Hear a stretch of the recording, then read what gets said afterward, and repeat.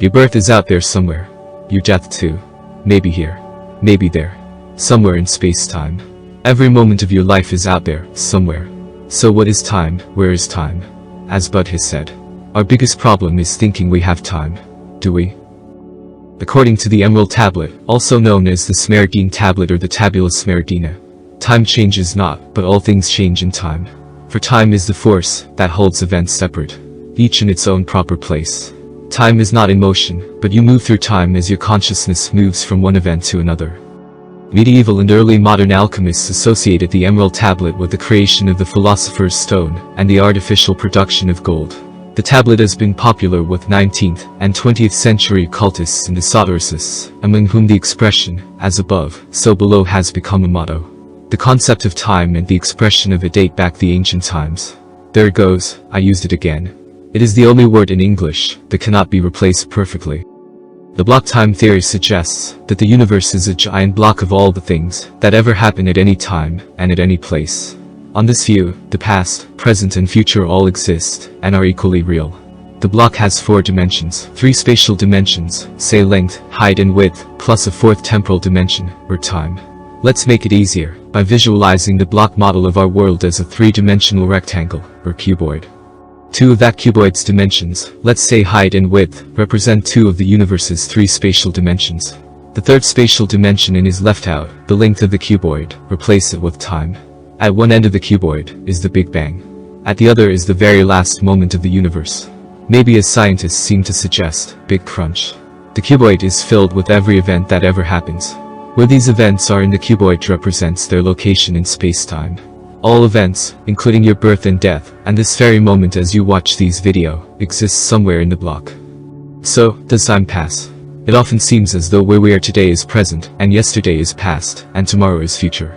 It also seems the present moment changes too after all. Tomorrow it will seem as though tomorrow is present, and yesterday it appeared yesterday was present.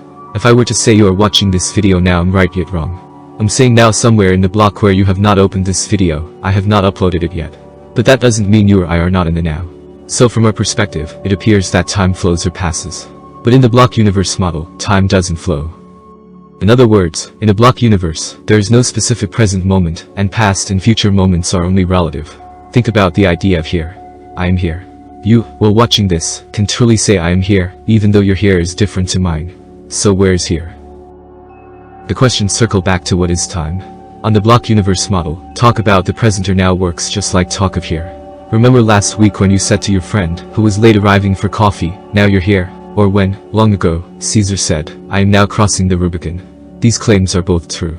That's because all it means, to talk about the present, or now, is to talk about the place and time, where you happen to be. Wait, I got it. Time is a place.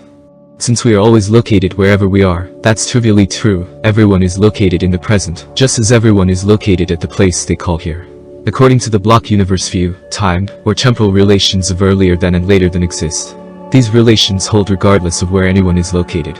So, suppose Tesla the scientist is located earlier than SpaceX the company. That relation between Tesla and SpaceX holds, regardless of whether we are located earlier than Tesla or later than SpaceX. Bearing this in mind, it is possible to see how to make sense of the idea of past and future. Just as on this model now picks out whatever time I happen to be located at, past picks out any time that are earlier than my location, and future picks out any times or events that are later than my location. That brings us to the most trivial question. Does that mean we can travel in time?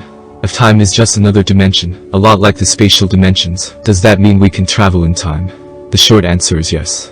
Of course, things are way more complicated than that. Traveling in time is clearly much more difficult than traveling in space. It might be very technologically costly to time travel, so perhaps it's not really something that, practically speaking, we can do. But it's certainly possible. We already know that traveling very fast will result in time dilation, so we know it's possible to travel into the future, just by traveling very fast. We can travel quite a way into the future, if we can travel at some reasonable percentage of the speed of light.